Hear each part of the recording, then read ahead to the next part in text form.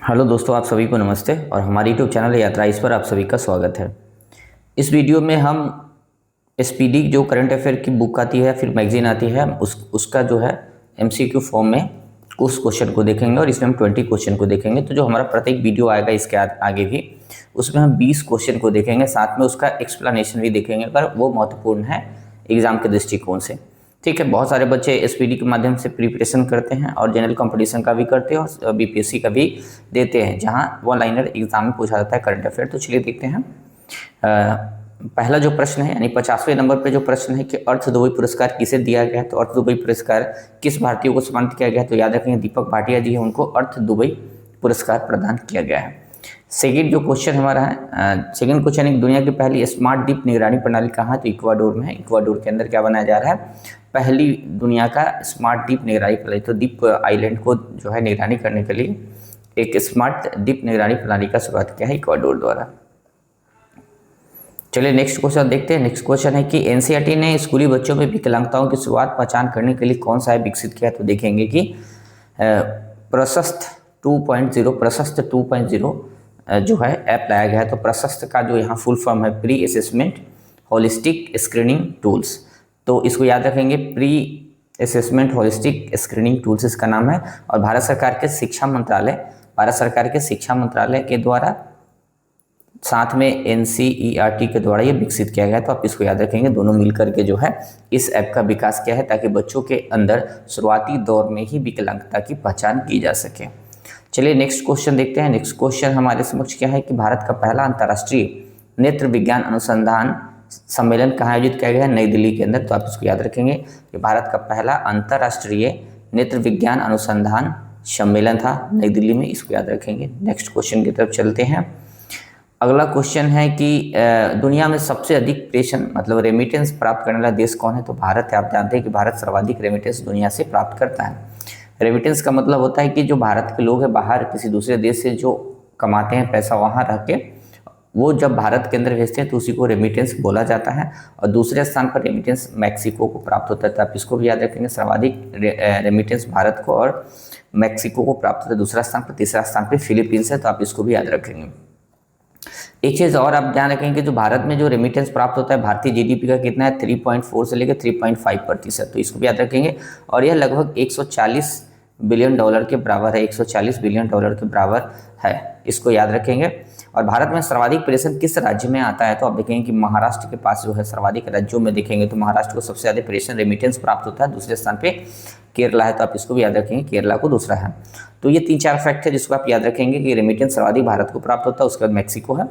भारत के जीडीपी का 3.4 से लेकर 3.5 तक है और राज्यों में महाराष्ट्र और केरल को सर्वाधिक रेमिटेंस प्राप्त होता है। एक और चीज़ देखें कि जो रेमिटेंस पर जो रिपोर्ट जारी होता है उसमें देखेंगे कि world investment report UN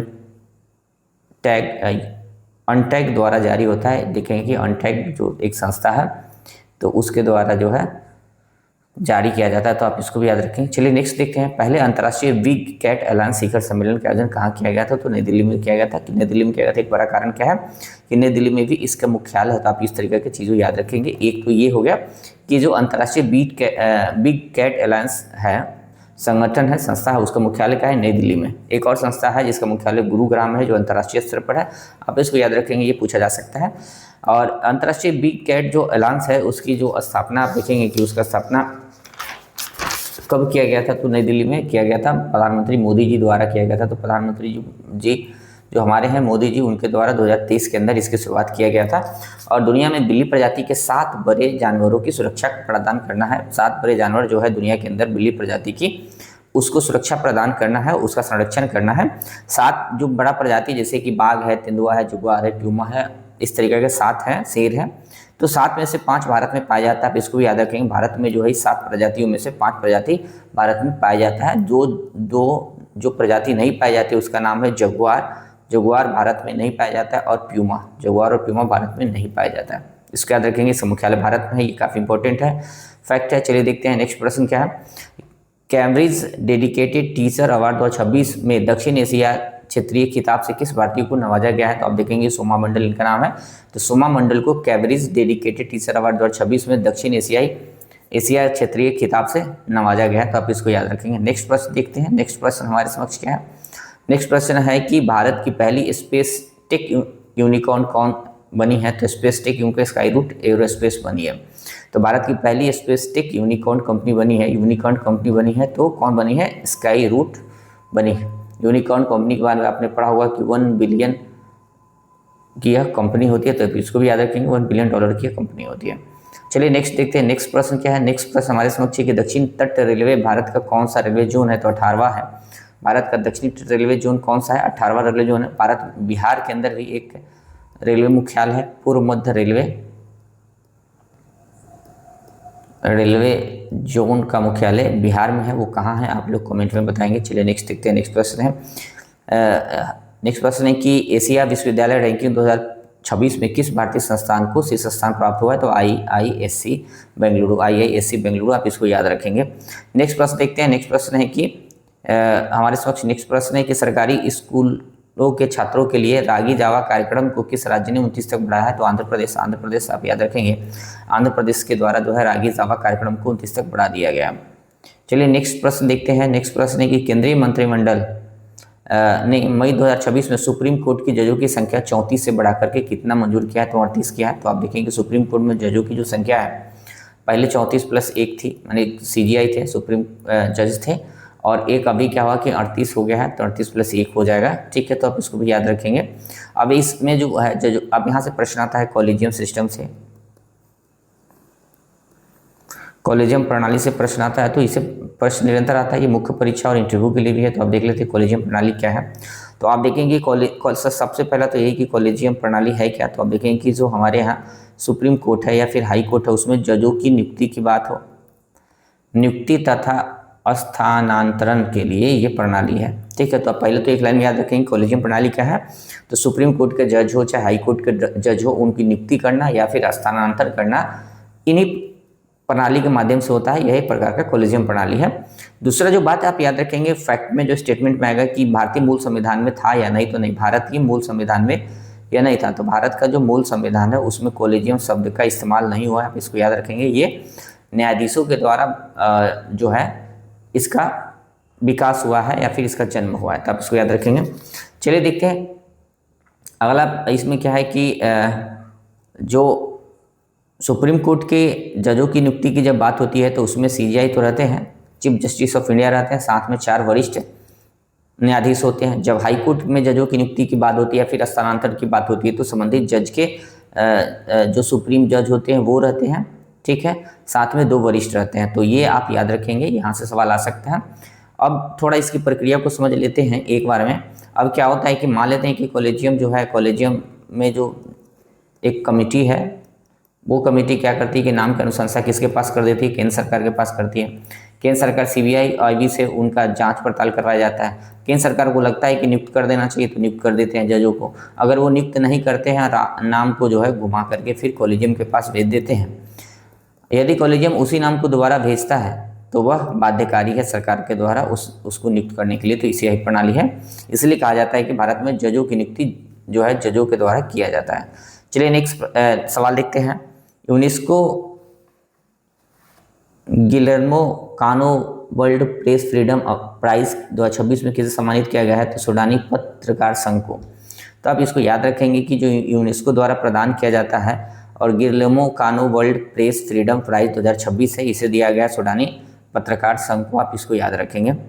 next प्रश्न है कि 2025 में सर्वाधिक मछली उत्पादन करने वाले राज्य कौन है? सर्वाधिक मछली, समुद्री मछली, याद रखेंगे। समुद्री मछली कहाँ होता है? तो तमिलनाडु के अंदर होता है, तो आप इसको याद रखेंगे। तमिलनाडु के अंदर सर्वाधिक समुद्री मछली का उत्पादन होता है। 3-4 फैक्ट है BPSC के लिए काफ़ी महत्वपूर्ण है, क्योंकि BPSC में इस तरीके के फैक्चुअल सवाल आते हैं। पहला तो कि भारत मछली उत्पादन कैवां स्थान है दुनिया के अंदर? तो दूसरा, भारत दूसरा सर्वाधिक मछली उत्पादक है। पहले स्थान पे कौन है? पहला स्थान पे चाइना है, तो आप इसको याद रखेंगे। चीन में सर्वाधिक मछली का उत्पादन होता है। अब सवाल आता है कि भारत में सर्वाधिक मछली का उत्पादन जो है कौन करता है? तो आप देखेंगे कि आंध्र प्रदेश है। आंध्र प्रदेश में भारत में सर्वाधिक मछली का उत्पादन किया जाता है। पश्चिम बंगाल में भारत में जो मछली का उत्पादन होता है, जो आंतरिक मछली होता है, जो तालाब में, कुआं में, जो भी है तालाब, यहाँ से पाया जाता है नहर से, वो सर्वाधिक पश्चिम बंगाल में होता है, आप इसको भी याद रखेंगे। और समुद्री जो मछली है उसका उत्पादन सर्वाधिक तमिलनाडु में होता है, आपने ये चीज़ जाना होगा। एक चीज़ और जानना है कि इनलैंड फिशरीज जो होता है, यांत्रिक मतलब आंतरिक मत्स्य पालन भारत में 75% है और मात्र 25% ही हम समुद्री मत्स्य पालन करते हैं, आप इसको याद रखेंगे।